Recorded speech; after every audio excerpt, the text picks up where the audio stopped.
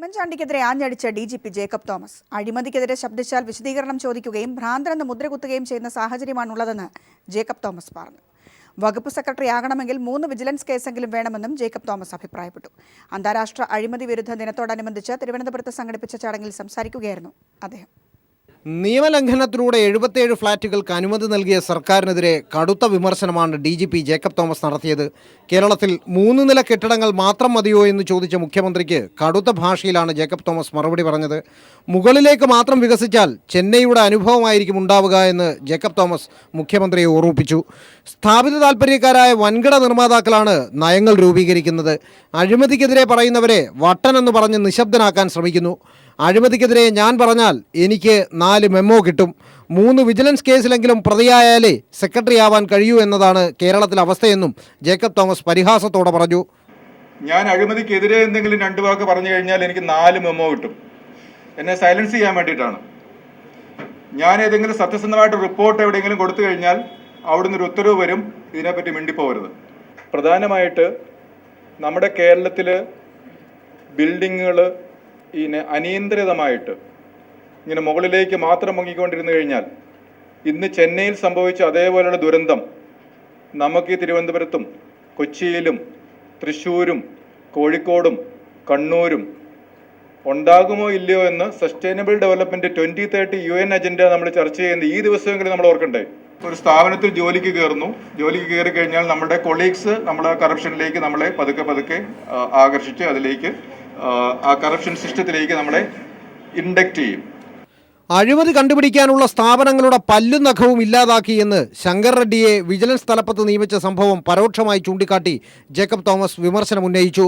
ഏറ്റവും നന്നായി അഴിമതി ചെയ്യുന്നവൻ അവരുടെ പ്രവൃത്തിയെ ശക്തമായി ന്യായീകരിക്കും. എല്ലാ സ്ഥാപനത്തിലും അഴിമതിക്കെതിരെ ശബ്ദിക്കുന്നവരുണ്ട്. അവർ അഴിമതിക്കെതിരെ ഒത്തുചേരണം. അഴിമതി നടത്തുന്നതിലും അത് മൂടിവെക്കുന്നതിലും ഭംഗിയായി അഭിനയിക്കാൻ അറിയാവുന്ന ആളുകളാണ് നമ്മുടെ നേതാക്കന്മാർ. താൻ മനസ്സിലാക്കിയ നിയമം വെച്ച് KMPR നിയമപ്രകാരം ഫ്ളാറ്റുകൾക്ക് അനുമതി നൽകാനാവില്ല. മാധ്യമങ്ങളോട് സംസാരിക്കുന്നതിൽ IPS ഉദ്യോഗസ്ഥരുടെ വിലക്ക് ചൂണ്ടിക്കാട്ടിയ സെൻകുമാറിനും കിട്ടി ജേക്കബ് തോമസിൽ നിന്നും കണക്കിന്. അതിൽ മീഡിയയോട് സംസാരിക്കാൻ പാടില്ല എന്ന് ഇല്ല. മീഡിയയോട് സംസാരിക്കാം, ആർക്ക് സംസാരിക്കാം. കാരണം മീഡിയ എന്ന് പറയുന്നത് it is a channel of communication to the people we serve. അപ്പോൾ ആ പീപ്പിളിനോട് കമ്മ്യൂണിക്കേറ്റ് ചെയ്യാനുള്ള ഒരു മോഡേൺ ടെക്നോളജി ഉപയോഗിക്കാൻ പാടില്ല എന്ന് ഒരിടത്തും പറഞ്ഞിട്ടില്ല. ലോക അഴിമതി വിരുദ്ധ ദിനം കഴിഞ്ഞ കൊല്ലം മുഖ്യമന്ത്രിയുടെ നേതൃത്വത്തിൽ സമുചിതമായി ആഘോഷിച്ചു. എന്നാൽ ഇക്കൊല്ലം ഈ ദിനം ആഘോഷിക്കാൻ ആരെയും കാണുന്നില്ലെന്ന് ജേക്കബ് തോമസ് പരിഹസിച്ചു. അഴിമതി വിരുദ്ധ ദിനത്തിൽ കഴിഞ്ഞ വർഷം സർക്കാർ പുറത്തിറക്കിയ പ്രതിജ്ഞയുടെ പകർപ്പ് എല്ലാവർക്കും വിതരണം ചെയ്ത ജേക്കബ് തോമസ് സദസ്യരെ കൊണ്ട് അഴിമതി വിരുദ്ധ പ്രതിജ്ഞയും ചൊല്ലിച്ചാണ് മടങ്ങിയത്. ജീവൻകുമാർ, തിരുവനന്തപുരം. ബാർക്കോഴ കേസിൽ മന്ത്രി K ബാബുവിനും ബിജു രമേശിനുമെതിരെ ത്വരിത പരിശോധന നടത്താൻ തൃശൂർ വിജിലൻസ് കോടതി ഉത്തരവിട്ടു. അന്വേഷണം പൂർത്തിയാക്കി ജനുവരി 23-നകം റിപ്പോർട്ട് സമർപ്പിക്കാനും കോടതി നിർദ്ദേശിച്ചു. മലയാളവേദി ചെയർമാൻ ജോർജ് വട്ടക്കുളം സമർപ്പിച്ച ഹർജിയിലാണ് കോടതിയുടെ ഉത്തരവ്. മന്ത്രി K ബാബുവിന് 1-ാം പ്രതിയും കോഴ നൽകിയ ബിജു രമേശിനെ 2-ാം പ്രതിയുമാക്കണമെന്നായിരുന്നു ഹർജിയിലെ ആവശ്യം. മന്ത്രി ബാബു പണം വാങ്ങിയെന്നും താൻ പണം നൽകിയെന്നും ബിജു രമേശ് മാധ്യമങ്ങളിലൂടെ വെളിപ്പെടുത്തിയിരുന്നു.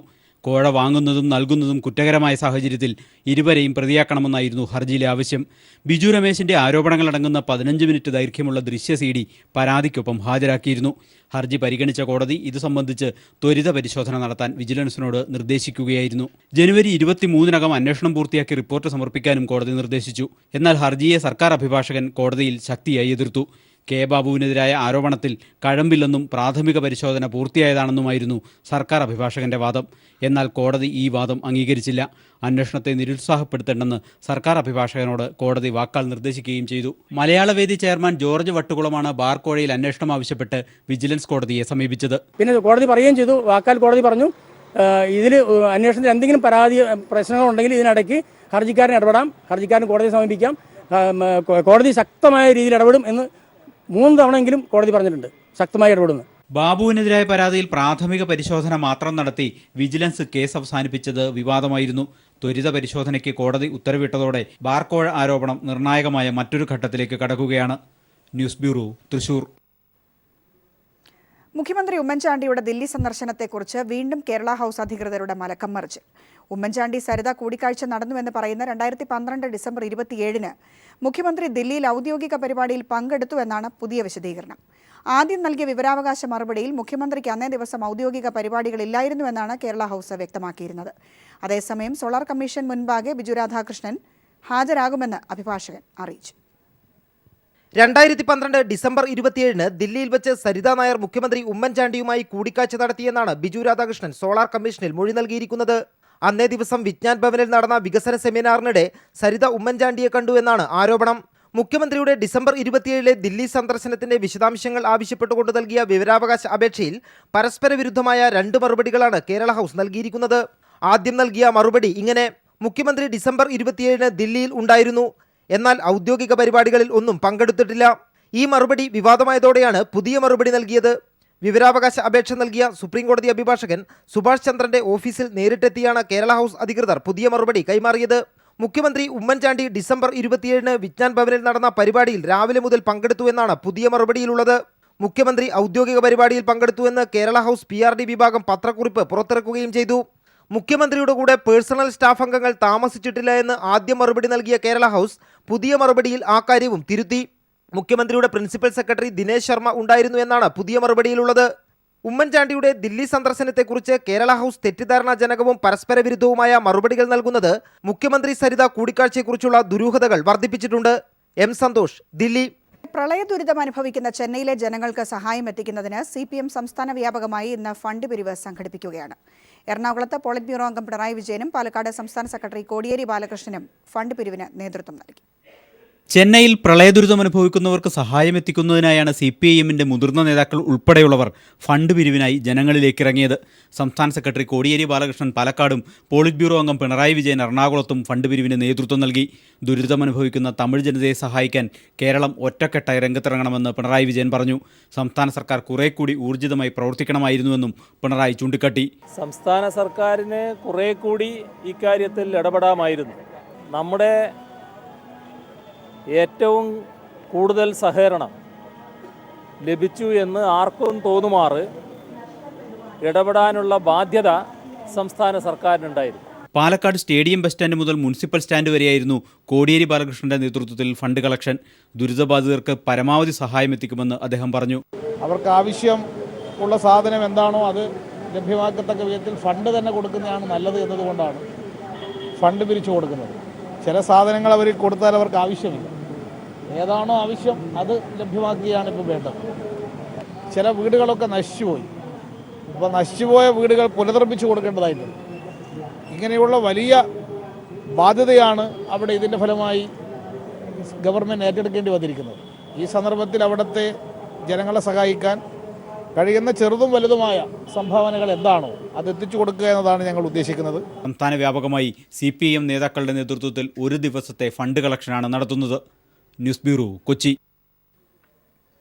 നിരാലംബരായ കുടുംബത്തിന് കൈത്താങ്ങായി CPM തിരുവനന്തപുരം ജില്ലാ ഘടകം. വാടക വീട്ടിലെ ഒരു മുറിയിൽ കഴിയുന്ന റോസ്മേരിയെയും 3 മക്കളെയും പാർട്ടി ഏറ്റെടുത്തു. നഗരസഭയുടെ സഹായത്തോടെ ഈ കുടുംബത്തിന് ഒരു വീട് വെച്ച് നൽകാനാണ് പാർട്ടിയുടെ തീരുമാനം. ഇത് റോസ്മേരിയും 3 മക്കളും അടങ്ങുന്ന കുടുംബം. തിരുവനന്തപുരം കുമാരപുരത്ത് വാടക വീട്ടിലെ ഒരു മുറിയിലാണ് ഈ 4 അംഗ കുടുംബം കഴിയുന്നത്. വീടിന്റെ ഹാളിലാകട്ടെ മറ്റൊരു കുടുംബവും അടുത്ത മുറിയിൽ വീട്ടുടമയും താമസിക്കുന്ന ദുരവസ്ഥ. 3 വർഷങ്ങൾക്ക് മുമ്പ് റോസ്മേരിയുടെ ഭർത്താവ് രോഗം ബാധിച്ച് മരണപ്പെട്ടു. തുടർന്ന് ഡിസ്ക് തേയ്മാനമുള്ള റോസ്മേരി മക്കളെ പോറ്റാനായി സമീപത്തെ സ്കൂളിൽ ജോലിക്ക് പോയി. എന്നാൽ രണ്ടാമത്തെ മകൾ ജീനയ്ക്ക് എല്ലുപൊടിയുന്ന അപൂർവ രോഗം ബാധിച്ചതോടെ അതും നിലച്ചു. ഇപ്പോൾ മകളെ ചികിത്സിക്കുന്നത് പോലും സുമനസ്സുകളുടെ സഹായത്തോടെ മാത്രം. റോസ്മേരി രോഗബാധിതയായ ജീന, മൂത്ത മകൾ ജിജി, ഇളയ മകൻ ജിബിൻ എന്നിവർക്കൊപ്പമാണ് ഒരാൾക്ക് മാത്രം നിൽക്കാൻ കഴിയുന്ന മുറിയിൽ നിസ്സഹായരായി കഴിയുന്നത്. ഇവരെയാണ് CPIM തിരുവനന്തപുരം ജില്ലാ ഘടകം ഏറ്റെടുക്കുന്നത്. സഹായത്തിന്റെ ആദ്യഘട്ടമെന്ന നിലയിൽ പാർട്ടിയുടെ ധനസഹായം ജില്ലാ സെക്രട്ടറി കടകംപള്ളി സുരേന്ദ്രൻ റോസ്മേരിക്ക് കൈമാറി. ജീനയുടെ ചികിത്സാ ചെലവ് ഉൾപ്പെടെ പാർട്ടി നൽകുമെന്ന് കടകംപള്ളി സുരേന്ദ്രൻ പറഞ്ഞു. റോസ്മേരിയെയും കുടുംബത്തെയും ദത്തെടുക്കുക എന്ന നിലയിലാണ് ഇവിടുത്തെ പാർട്ടി ലോക്കൽ കമ്മിറ്റി ആലോചിച്ചിട്ടുള്ളത്. അവർക്ക് ഒരു മിനിമം താമസ സൗകര്യവും മറ്റ് ജീവിത സൗകര്യങ്ങളും ഏർപ്പെടുത്തണം എന്നാണ് കമ്മിറ്റി കരുതുന്നത്. പാർട്ടിയുടെ സഹായം തങ്ങൾക്ക് വലിയ കൈത്താങ്ങാണെന്ന് റോസ്മേരി പറഞ്ഞു. അത് വലിയൊരു സന്തോഷമായിട്ടാണ് എനിക്ക് തോന്നുന്നത്. അത്രയ്ക്ക് ഞാൻ എൻ്റെ മക്കളും കിടന്ന് പലപ്പോഴും ഞാൻ ചിന്തിക്കും, പിള്ളേരുമായിട്ട് എവിടെ വീണ് മരിക്കണം വരെ ചിന്തിക്കുന്നുണ്ട് പല സാഹചര്യങ്ങളിലും. ഉടൻ തന്നെ ഇവരെ മറ്റൊരു വാടക വീട്ടിലേക്ക് മാറ്റും. നഗരസഭയുടെ സഹായത്തോടെ ഈ കുടുംബത്തിന് ഒരു വീട് വെച്ച് നൽകാനാണ് പാർട്ടി തീരുമാനം. News bureau, Thiruvananthapuram. ചെന്നൈ ദുരിതബാധിതർക്ക് സഹായഹസ്തവുമായി കൈരളി TV ജീവനക്കാരും. കൈരളി മീഡിയ ക്ലബിന്റെ നേതൃത്വത്തിൽ ദുരിതബാധിതരെ സഹായിക്കാനായി ബക്കറ്റ് പിരിവ് നടത്തി. ദുരിതാശ്വാസ പ്രവർത്തനത്തിന് ഐക്യദാർഢ്യം പ്രഖ്യാപിച്ച് ആവേശകരമായ പ്രതികരണമാണ് ജീവനക്കാരുടെ ഭാഗത്തു നിന്നുമുണ്ടായത്. ശബരിമലയിലെ മാലിന്യ പ്രശ്നത്തിന് പരിഹാരം കാണാനായി തുടങ്ങിയ സ്വീവേജ് ട്രീറ്റ്മെന്റ് പ്ലാന്റിൽ പ്രശ്നങ്ങളുണ്ടെന്ന് ഉന്നതാധികാര സമിതി ചെയർമാൻ K. ജയകുമാർ. മാലിന്യം ശേഖരിക്കുന്ന പൈപ്പ് ചില പോയിന്റുകളിൽ എത്തിയിട്ടില്ല. ഈ സ്ഥിതി തുടർന്നാൽ നുണങ്ങാറിനെയും പമ്പയെയും മാലിന്യമുക്തമാക്കാനുള്ള ശ്രമം വിജയിക്കില്ലെന്നും പ്ലാന്റ് സന്ദർശിച്ച ജയകുമാർ പറഞ്ഞു.